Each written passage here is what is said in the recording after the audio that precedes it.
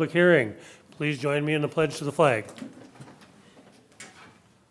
Pledge allegiance to the flag of the United States of America and to the republic for which it stands, one nation, under God, indivisible, with liberty and justice for all.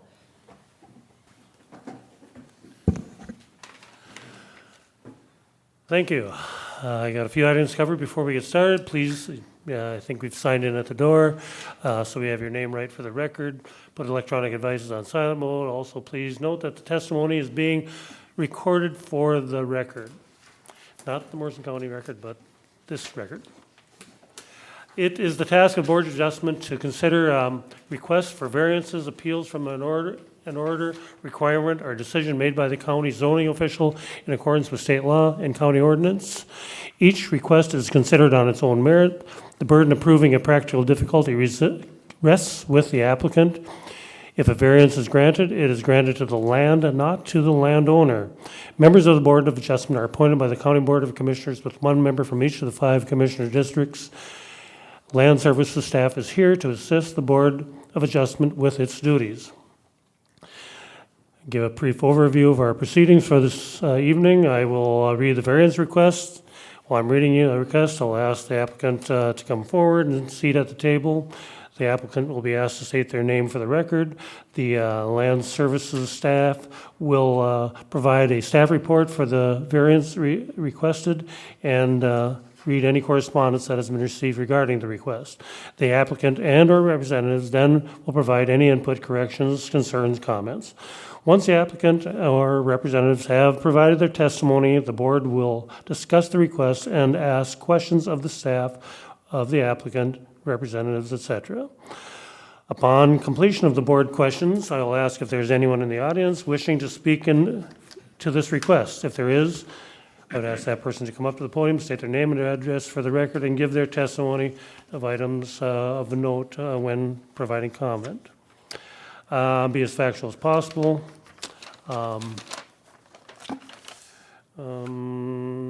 Neighborhood endorsement or opposition in and or of itself is not a valid reason to approve or deny an application. In order for the Board of Adjustment to evaluate your comments, we need to know your reasons for input on the application.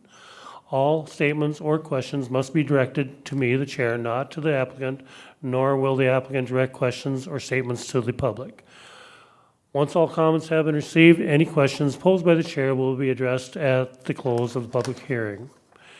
When all testimony is complete, I will close the public hearing. Once the hearing is closed, there will be no further input from the audience, from the applicant or staff, Land Services staff, unless recognized by the chair or if one of the board members wants some type of clarification. The board will review and discuss the finding of fact criteria questions. The findings are a series of questions that the board is required to answer based on Minnesota statute and the requirements of the ordinance.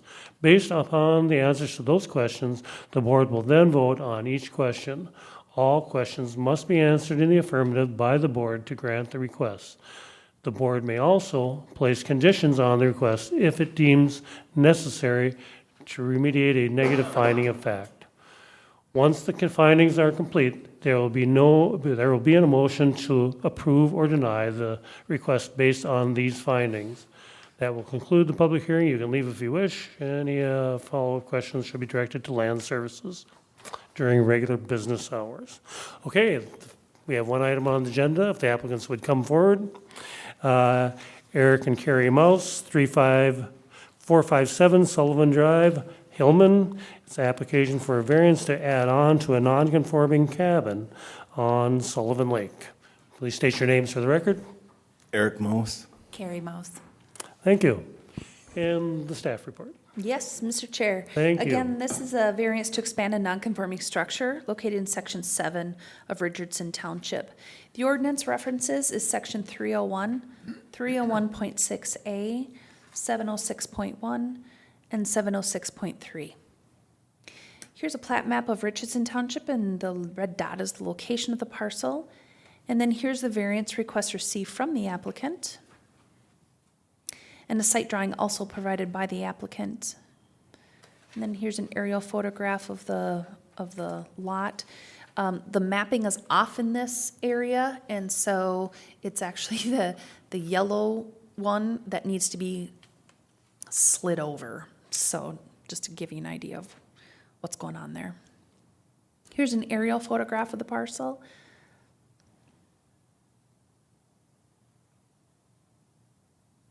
And then a shot from the shore. And then here are site photos taken at the viewing on the 3rd.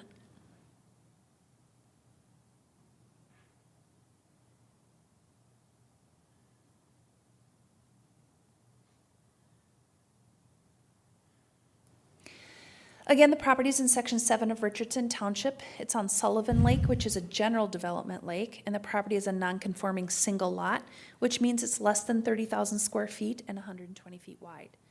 The property is 50 feet wide and 6,231 square feet.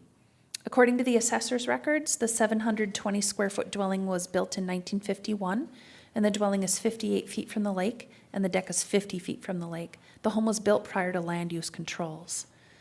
A garage also exists on the property, and a variance was granted in 1981 to build it 3 feet 7 inches from the east property line and 13 feet from the private road right-of-way.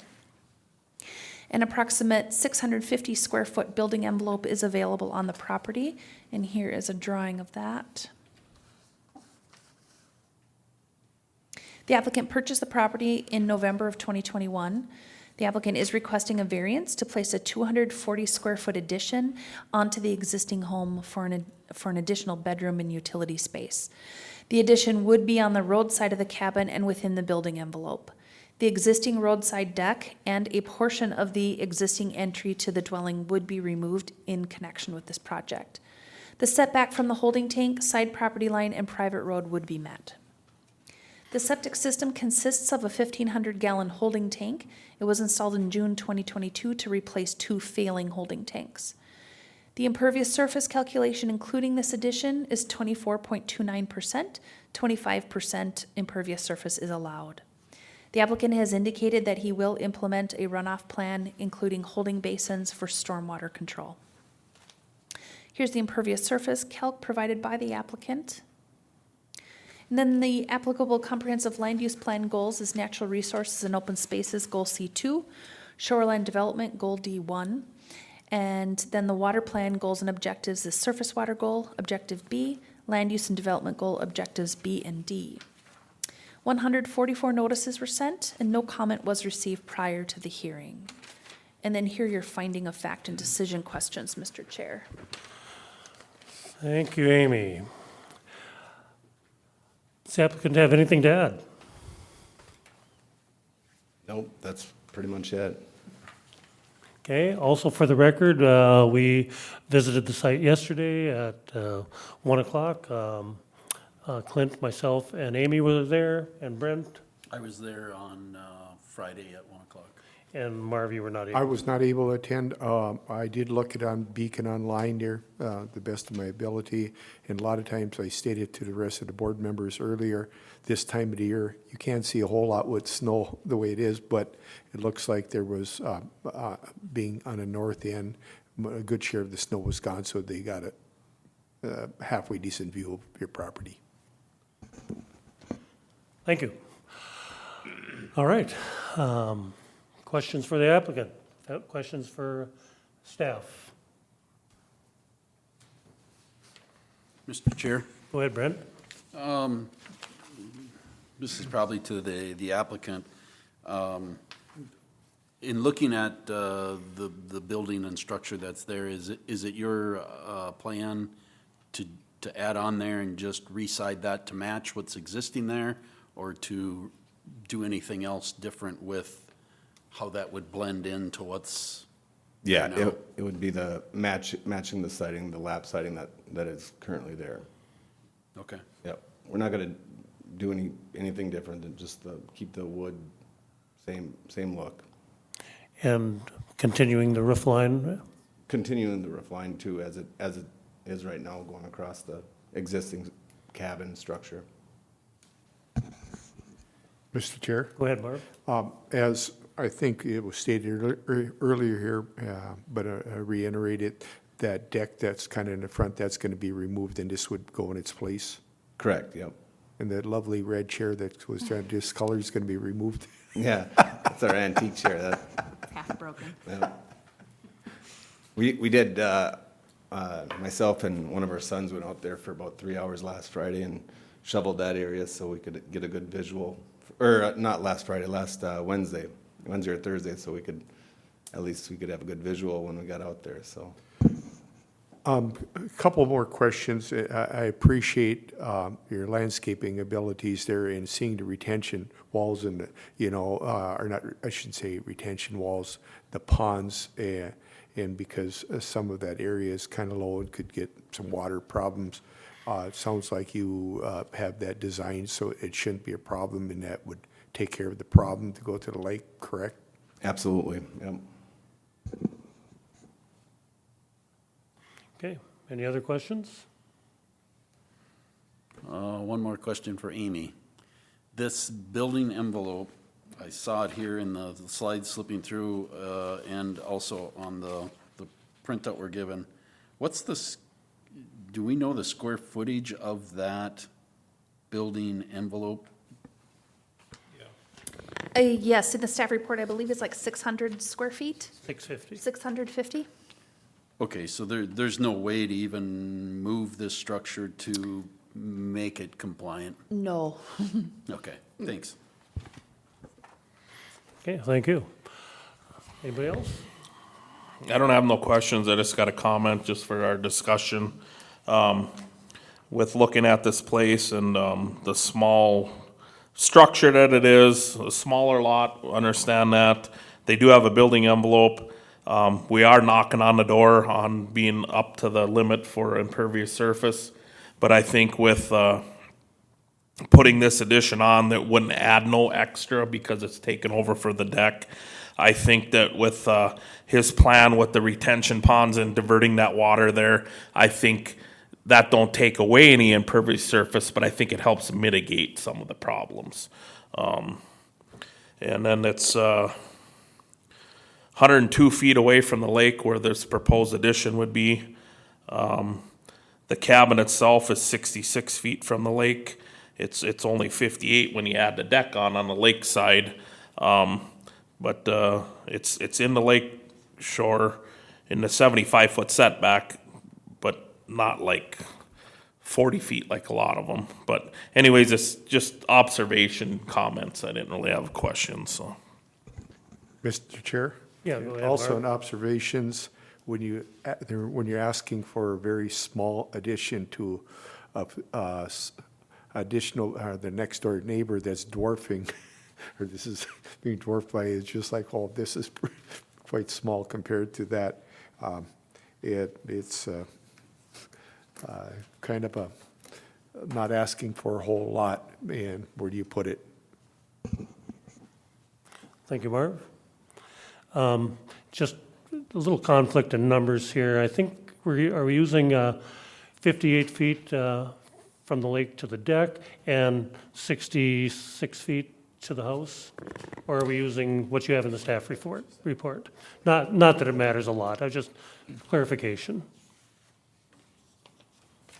So it's 58 feet from the lake to the cabin, I believe. And is that something that, I think staff was out, weren't they, to measure that?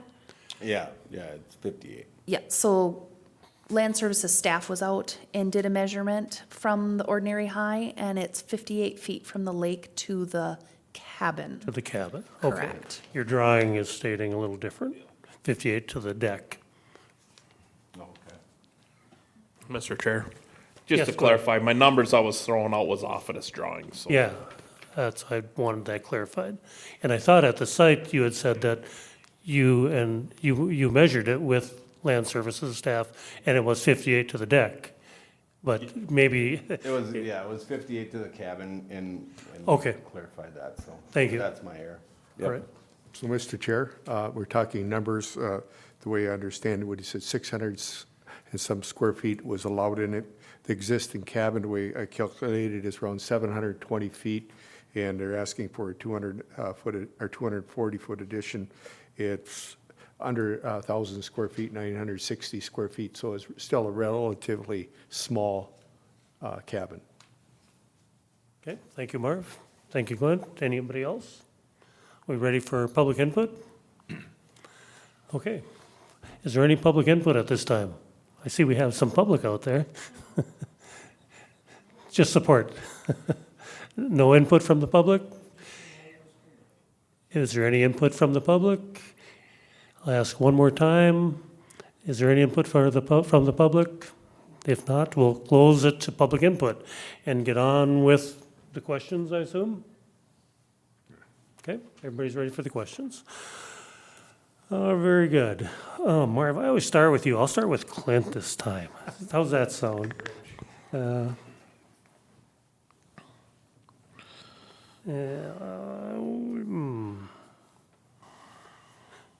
so I had to mumble to myself a little bit. Sorry about that.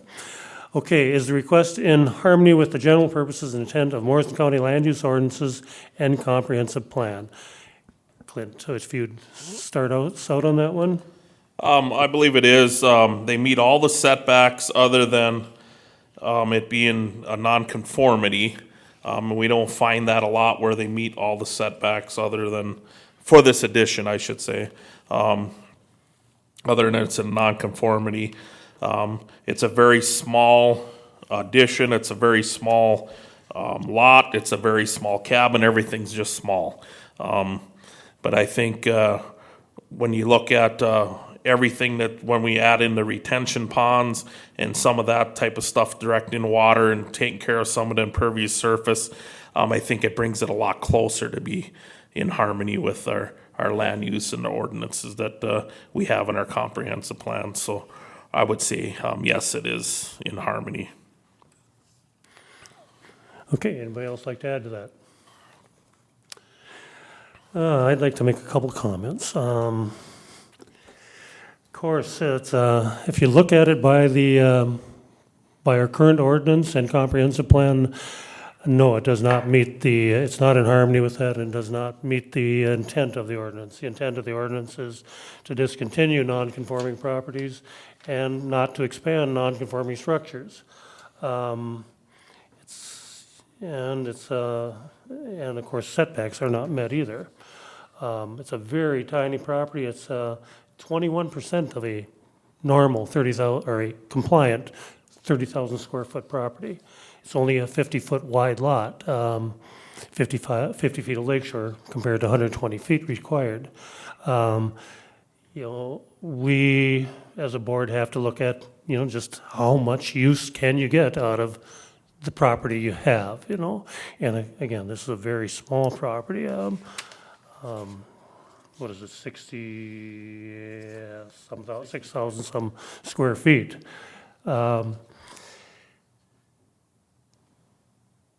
And percentage-wise, this is a 33% increase of your cabin, as I think Marv had done the figuring.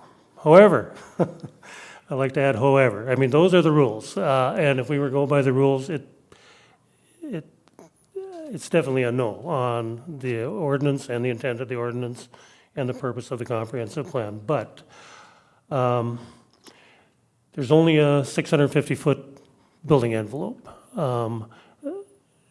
Most of the cabin is in that, and the new addition will be in that building envelope.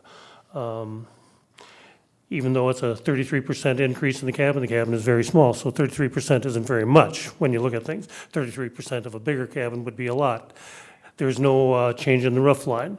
It will be, pretty much unnoticeable to anybody else. It will be the same impervious surface using current impervious surface that's in place. That'll be there whether we grant this or not. The applicant has a stormwater plan that he has submitted with the application. That doesn't happen very often. Pleased to see that. And he pointed out to us how that would work. In fact, he's done some work in the neighborhood to the neighboring property there and helped, I think, worked with land services, right, to help with that. So he's very aware of of, how we look at water, how we look at shoreline, how we look at impervious surface. With that said, a variance is given to the land, not the landowner. So, with that in mind, I'd like to say, that as a condition that we would add, the applicant on site pointed out that there is no impervious surface right now between the cabin and the lake. As a condition that there would be no added impervious surface between the cabin, deck, and the lake. Nothing added. Of course, you can't because he's at the 25% threshold, but this is for, he is aware of this is for future landowners. It goes with the land, not the landowner. That the retention ponds be prepared and maintained as the applicant proposed. And just for an FYI, even though the applicant answered the question on site, that there be no bunks in the garage. That's a given in ordinance, but as a condition, I think the next landowner would know, no bunks in the garage. And again, the road runoff was also addressed with the neighbors' expansion on their property. The applicant showed us how that road runoff is collected in a collection basin on the neighbor's property. So that was addressed. You could answer that first question either way you'd like based on the information that we've talked about here. So that's my input on question number one. Anything else on number one? Number two, is the applicant proposing to use the property in a reasonable manner not permitted by the land use ordinance? We're starting out with you, Marv. I believe so, and as Clint had stated earlier, and you had stated that in the land use ordinance, we don't want to create nonconformities and add to nonconformities. But by your water retention plan, it mitigates things. And as you make, being a steward of the property and putting the retention plans and looking at the whole picture to make it a better place rather than creating an issue, I think that mitigates it, and it's putting it in a reasonable manner that way. Okay, any additions to that? Clint? Just real quick, just kind of to piggyback what Marvin said. The comprehensive land use plans and goals that are applicable that go along with this application. If you read through them, the natural resource ones, the shoreline development, the water, surface water goals, the land use development, a lot of it talks about water protecting the lake, natural resource, vegetation, all that. I think a lot of that is just, you can't answer yes to them, but you can now because of talking about the water collection basin and some of that. So when you look through them goals and stuff, you can answer. Actually, he follows them. They follow them by adding them retention ponds in. So. Thank you. Anybody else? Okay, question number three. Will the issuance of the variance maintain the essential character of the locality? Brent? I think it does. This is a non-conforming lot and a structure. There's really no way to make this conforming with the square footage of the building envelope that's there. They're talking about maintaining the same siding on the proposed addition, not increasing any impervious surface, maintaining the same roof line. I didn't see when I was out there any trees that needed to be removed, just the deck and the porch that's already there. That addition can't be viewed from really the water, and that's kind of is it an improved cartway road? I'm not even sure if that's township or just improved. Yeah, improved. It goes and maintains the essential character of that locality just the way it is. You know, a 50-foot lot, what do you do with it? Okay. Anything else on question number 3? Question number 4, is the alleged practical difficulty due to circumstances unique to the property? That's my question to start with. The practical difficulty is the burden of the applicant. The applicant has answered the question by saying, yes, it is a pre-existing cabin that can't be moved anywhere else on the lot due to the size of the lot and layout. This is why I'm looking to add on the roadside where it still meets setbacks. And I'd add, is in the only small building envelope there is on the property. Practical difficulty is tough to come up with on any of these, but I'd say it's a 1951 cabin built on a lot that is much smaller than would be permitted now. There's only a 650 square foot building envelope. The applicant is only adding a very small and, as we've stated, very reasonable addition that fits in that building envelope and has mitigated the effects of that, possible effects that might have on the property with the conditions that we're proposing. So that's what I would put forward as the practical difficulty. When the lot was created, where the cabin was located, which is a fairly good distance from the lake shore, 58 feet. Yeah, out of the shore impact zone. Anybody else like to add anything to question number 4? Number 5 then, is the need for the variance created by actions other than the landowner or prior landowners? Starting out with Clint on that one.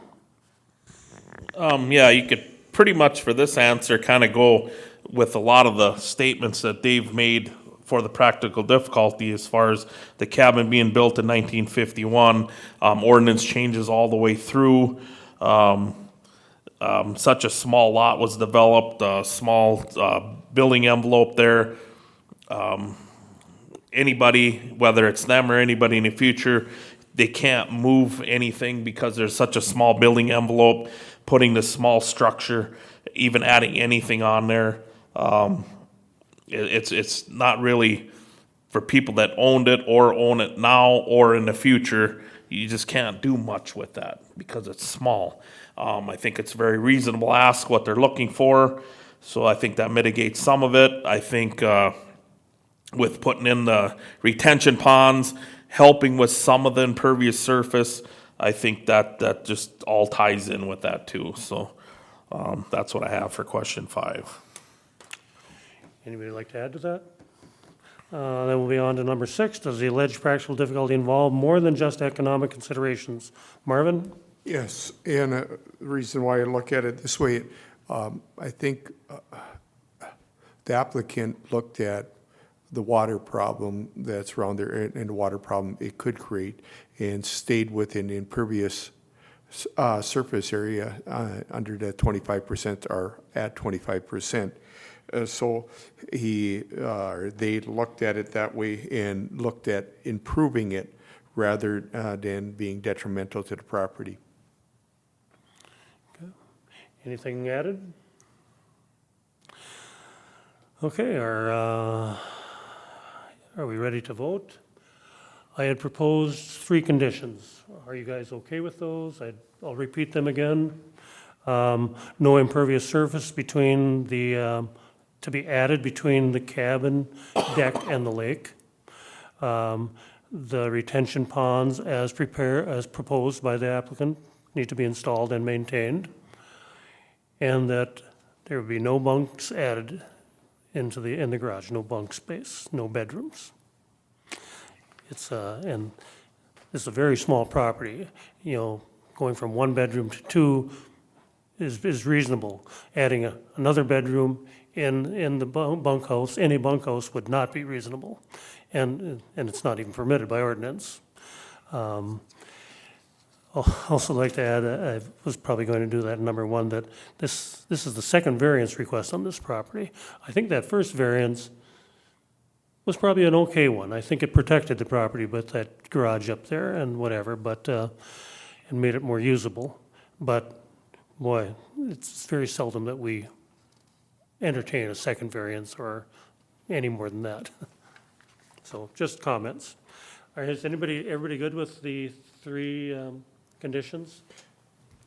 Mr. Chair, here, I'm not disagreeing with you, but if ordinance already says on the one in the bunkhouse, why do we need to put that condition? Yeah, So it's right out there in front, so the next landowner sees that. Okay. That's my opinion. Okay. Because it's such a small property and such a, yeah.